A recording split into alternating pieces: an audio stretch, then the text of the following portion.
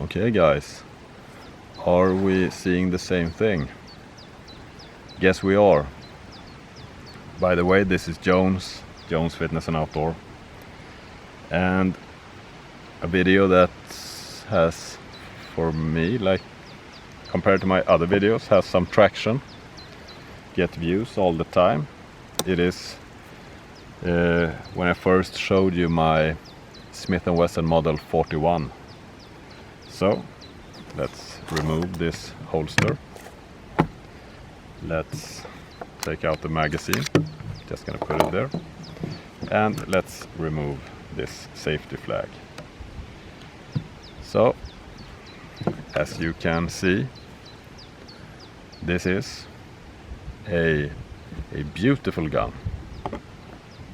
It is a target pistol, like for precision shooting. This is not something that anyone would carry, in my opinion.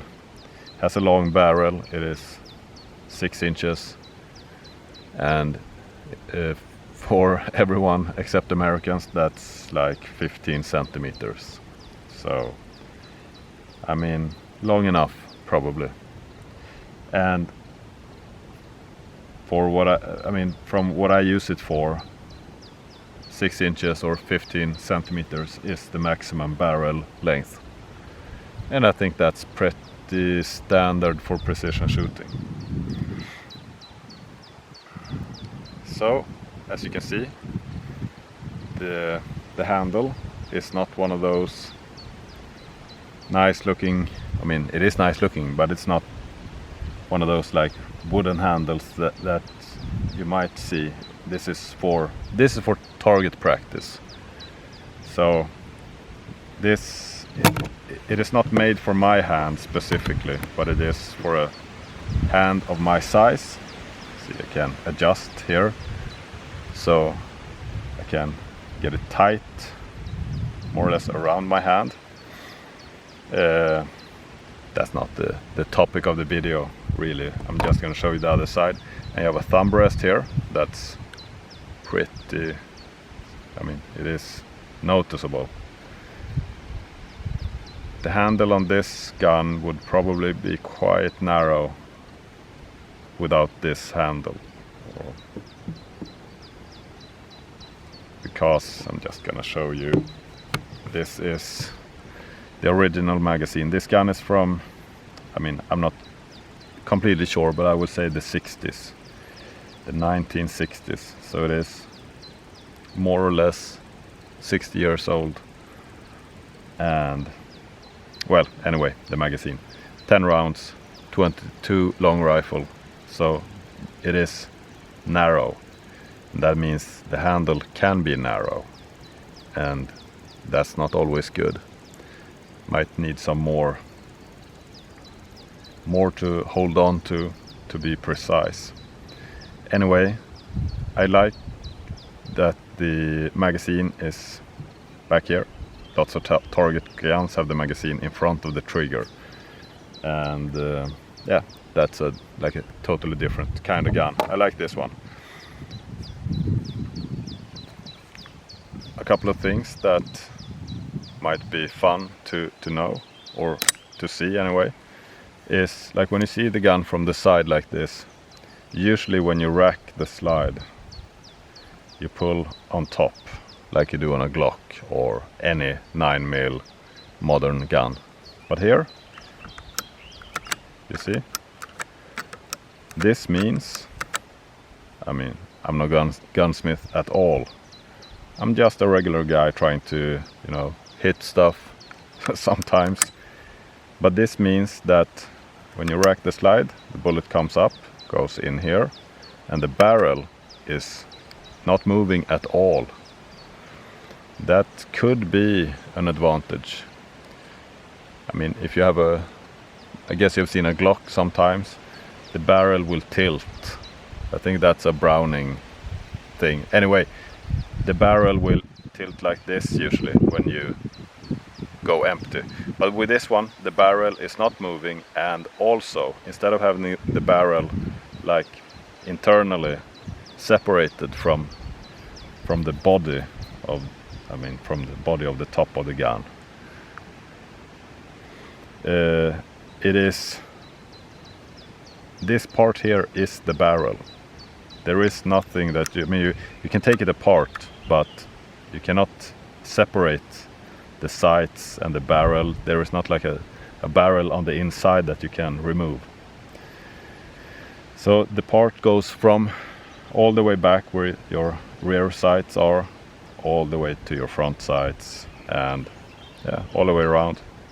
Yeah, it's not cleaned, but you know what? You don't need to clean this gun. I have cleaned it, and I will clean it again, but I don't have to clean it every time I shoot. And that's nice as well.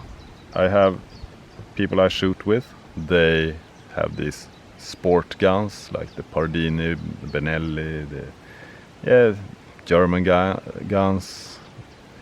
They're super expensive, and probably they shoot a bit better than this one. But they need to clean their guns, and they need to, make sure they have the right ammunition.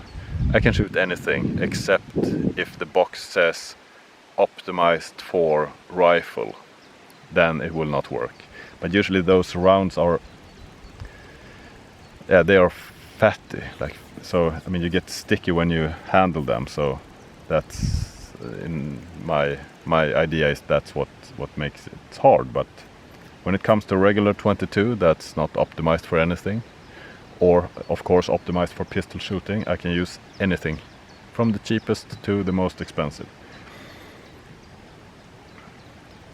Okay. Let's try to get back on topic. You see, rear sight, I think this is standard. This is an old gun. You can buy them new today for let's say between 2,000 and 2,500 euros. But I bought this one on an auction for 250 euros. Had to pay to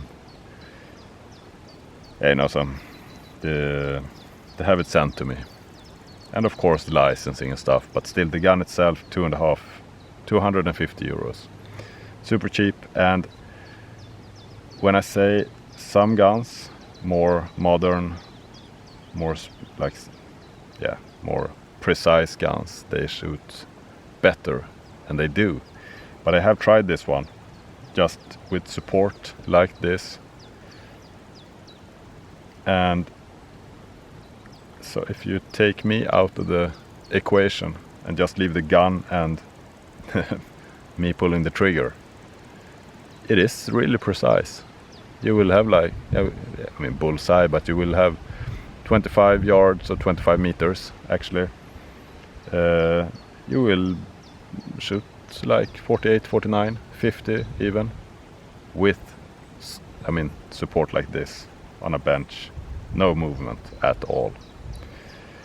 So the gun is precise enough. That's my point. It is heavy. I do not have the weight. I don't like specs. I'm gonna sit here and tell you this gun weighs like this and it's so and so. Nah, I'm just gonna tell you what I think. You see, on the other side of the gun, it has the stuff you're used to. Here you have a safety. If you pull that up, you cannot rack. I never used this. I guess it's useful. I'm just gonna click the gun. So now let's see. Oh, okay, you cannot use the safety unless the gun is cocked. Interesting. So okay, let's rack. So now I'm just gonna show you back here. It is a small thing sticking out. And that is to show that the gun is cocked. So I had a friend, I bought like a similar gun, the same gun basically, but not this one. And he was talking about this small metal piece that comes out when he racks the slide, and he was like, I wanted to hit it with a hammer, I don't want it out, but I realized it is out to indicate that the gun is ready to fire. Okay, up here you have the slide release. You can see in here it's actually quite a massive part that goes up, and this works really like it is supposed to. Stays open every time I finish a magazine. Every time. So that's nice. Here, magazine release. It works as well, even though the gun is old. So you hear the release, but it's not flying out. I mean, there is probably no strong spring in there that pushes the magazine out.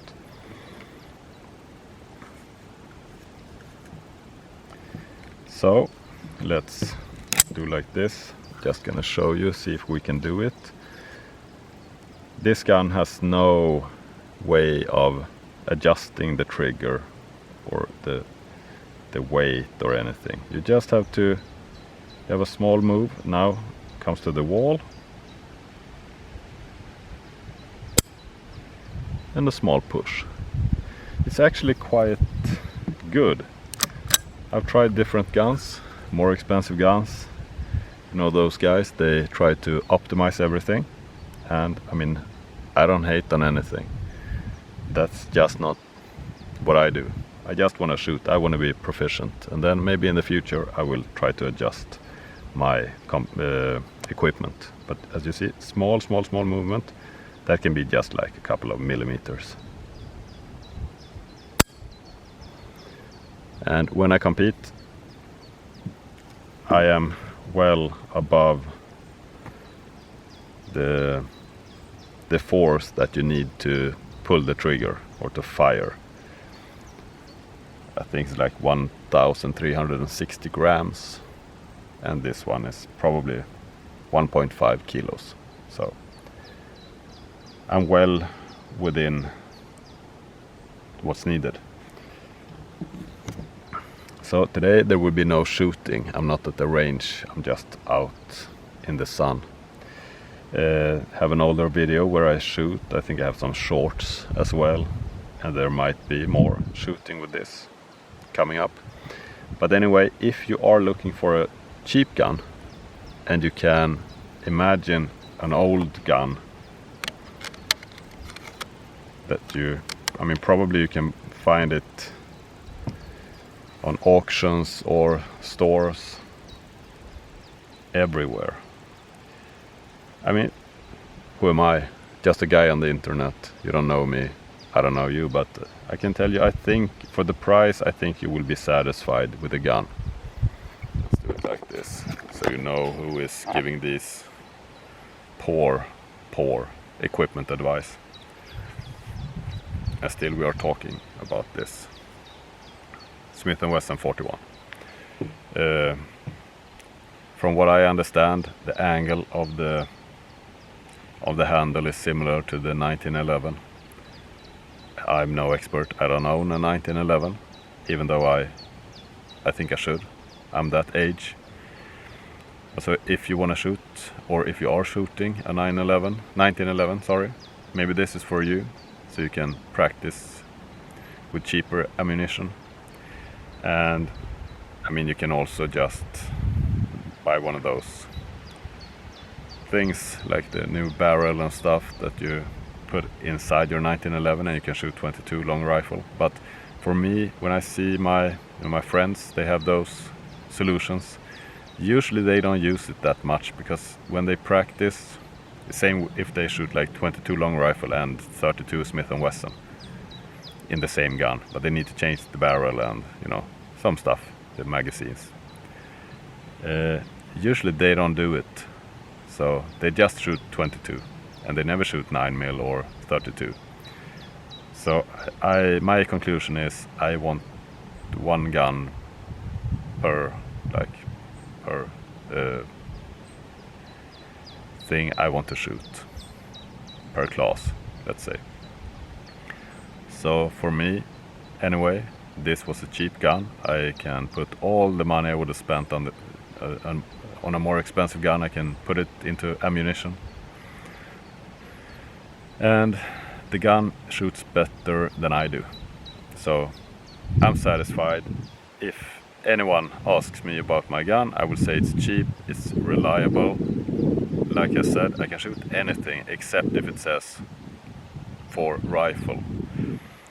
So I can go to any competition, shoot anything, precision, I can shoot like different things, different kinds of competitions, and it works fine. Never have to worry about the magazine size, because 10 rounds is more than I ever need. Some guys who have these fancy competition guns, they have a 5-round magazine, but some events you need 6 shots, so they need to, you know, put one in the barrel and load a full mag, and sometimes that's hard. But with this gun, no problems.